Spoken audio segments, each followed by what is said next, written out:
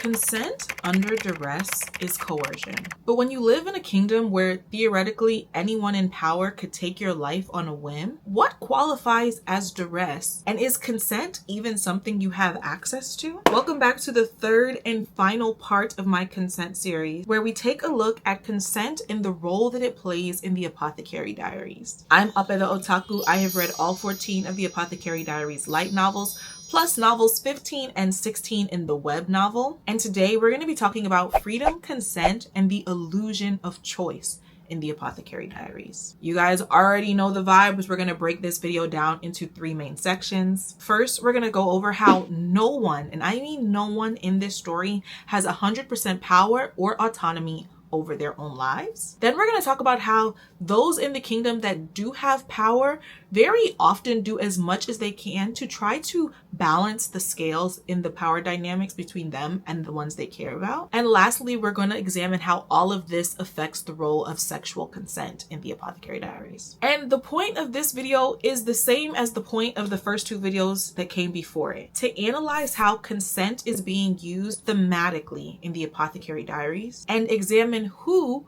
if anyone, is or isn't consenting. For the sake of this video, I will be touching on a few plot points that have not yet been explored in the anime, so if you don't want any spoilers at all, this may not be the best video for you. And lastly, for the sake of staying concise, I'm mainly going to be focusing on the current emperor, Lady Odwo, Jinshi, and Mao Mao, because I think those two pairs are written very intentionally as parallels of each other.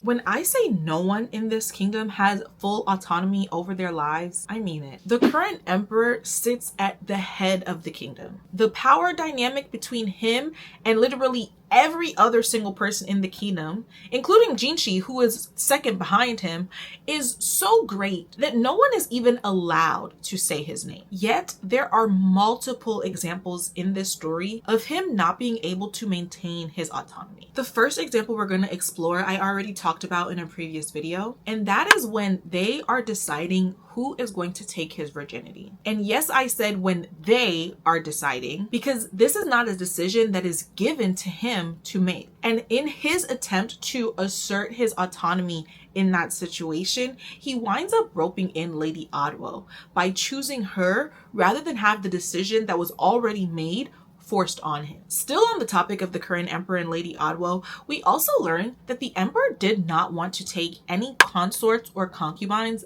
other than Lady Odwo. In fact, he wanted to make her empress. That was his desire, and as the person that sits at the top of the kingdom, one would think that he would have the autonomy to make that decision for himself, but he could not, because the powers that be told him that it would be impossible to make Lady Odwo the empress because she could not bear a child, which was doubly offensive because he already knew that Lady Odwo and his child was still alive, but that's a story for another day. Anyway, that ends with him having to do something he does not actually want to do, and that's take other consorts. On the topic of freedom, we also know that the emperor is not really allowed to leave the imperial palace, which means he can't travel the world. He's essentially imprisoned on the palace grounds. Mao Mao says this about the rear palace, and more specifically about the women in the rear palace, about how it's a garden and a cage, but I think that applies to everyone. Let's take a look at Jinshi, who is second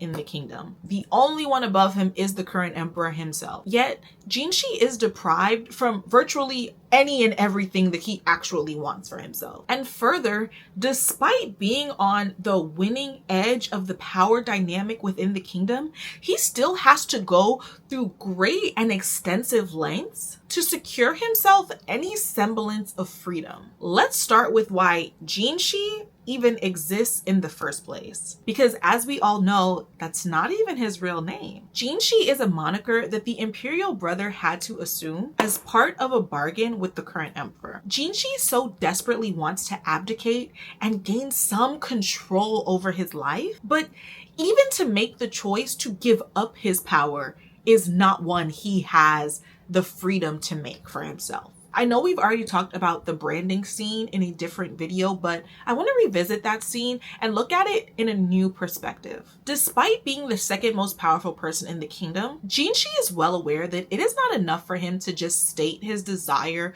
to marry Mao Mao and have Mao Mao alone as his one and only consort. He knows that that decision is already out of his hands and also out of Mao Mao's hands, assuming we give her full autonomy in the situation as well, right? His brand is an extreme measure that he takes to ensure that he will either marry Mao Mao or marry no one else at all. Imagine having to permanently scar yourself in order to make a choice as to marry no one. And I focus on the choice of not marrying at all because even his decision to marry Mao Mao still hinges on Mao Mao's assent, right? Or consent, however you want to think of it. But even to make a decision to not marry anyone at all, Jinshi has to go through these lengths, right? He says, I cannot show this brand to anyone other than the people in this room, right? Which is basically to say it's Mao Mao or no one. And while we're on the topic of Mao Mao, let's get into it. Her life is a perfect example of what I mean when I talk about the illusion of choice in the Apothecary Diaries. Let's look at Mao Mao's character in the context of the times. Mao Mao is a young woman in a time where women and young people have no agency at all. On top of that, she grew up in the pleasure district and describes herself as of lonely birth, which, fair enough. However, the moment Lacan is introduced to the story, we start to see the illusion of choice start to fall by the wayside. Mao Mao has convinced herself that she can go back to a life of anonymity, right? She can be a court lady, a rear palace lady, and she can continue to separate herself from Lacan and the La clan. But that choice no longer exists for Mao Mao. The moment that Lacan acknowledges her as his daughter, that choice becomes a farce. Because despite Mao Mao not claiming Lacan as her father, she is still reaping the benefits of being the princess of the La clan. And further, she is treated as the princess of the La clan, not just by the La clan, but by others in the kingdom. For example, the male doctors that she works with have some qualms about her, one, as a woman, and two, as a young woman, even being so involved in the work that they do. But they know treating her in a fashion that would upset or offend Lacan, whether or not Mao Mao will report them to Lacan or not, would get them on Lacan's bad side. And so she is afforded a great deal of freedom within the confines of her medical work that the other women are not afforded. And because she's an unreliable narrator, she's in denial and she's convinced herself that she is still choosing and living in the choice to live separately from the La clan and not acknowledging that her existence does exist within the context of her role in the La clan. I hope that made sense. But again, back to the power dynamic. One thing I think the Apothecary Diaries does very well is show us the different ways that the people in this story who have the majority, if not all, of the power still go out of their way to try to tip the scales for the people around them. When you're talking about imperial kingdoms, there's no way around the power dynamic that's going to exist amongst the imperial family and everyone else.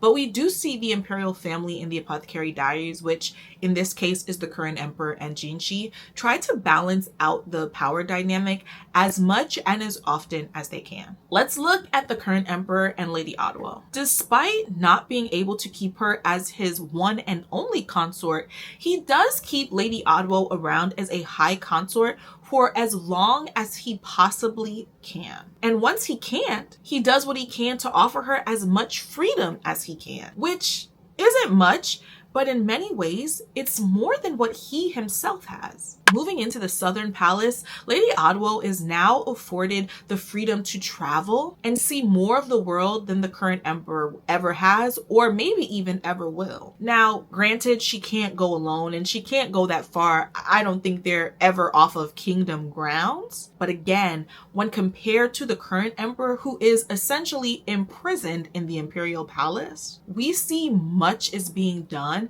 to offer Lady Otwell freedom in a way that is far far beyond what is normally extended to a consort. We can also see this with the current emperor and Lady Anshi, his mother. Lady Anshi has made many changes in the kingdom and in the imperial palace, but not because she herself has any power, but because the current emperor allows her to use his. And we know that the current emperor wants to separate himself as much as he can from his father, the former emperor, and one way he does that is by loaning out his power to Lady Anshi to help her gain some of her power back. Though freedom and consent may be out of reach for her and where she is in life now, through the current emperor, she can still tap into the illusion of choice and make these changes that are ultimately toppling the empire, but that's a video for another day as well.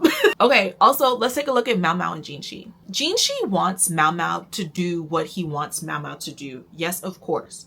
But Jinshi also wants Mao Mao to want to do what he wants her to do. Let's take a look at when he tries to buy her out of her contract at the Verdigris house. He comes to the brothel with enough money to buy out her contract, but he also brings a gift for Mao Mao. Because legally and contractually, the money to buy out the contract is all he actually needs. But he wants Mao Mao to be excited about the prospect of coming with him. And so he brings her something to kind of sweeten the deal a little bit. I think something in the light novel that kind of confuses people regarding Mao Mao's agency and relationship to Jinshi and his desires. Mao Mao says that once Jinshi declares that he wants to marry her, there's nothing she can do about it. But I want to point out two things with that line of logic and that scene. One, Mao Mao's lack of desire to marry Jinshi does not stem from a lack of desire to be with Jinshi, but rather from a lack of desire of dealing with the consequences that come with being with Jinshi. Which is why Jinshi then vows that before they do anything, he will make sure that he clears every obstacle and every hurdle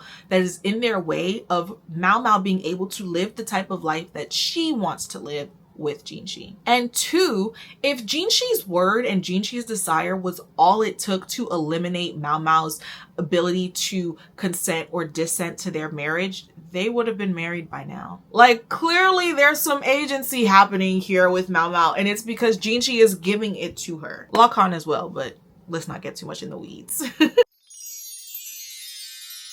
Okay, now let's talk about what all of this means in regards to sexual consent. Would you believe me if I said I got a comment on one of my TikTok videos and that is what sparked this 3-part YouTube series? The person talked about how they felt that none of the consorts or the concubines in the rear palace were consenting because the power dynamic between them and the current emperor was just too great. And here's why I disagree. It's implied that all of the consorts are in fact consenting parties despite the power dynamic. And we know this because the novel includes the stories of parties in the past and even current parties that were not consenting. This is called juxtaposition. In the case of those that aren't consenting parties, like Lady Anshi and the clinic ladies, or even Lady Lishu, we see that the idea of being with their respective emperors is surrounded by trauma for them. It's met with apprehension, disgust, fear. Now, for Lady Lishu's part, we don't really see what her interactions with the former emperor was,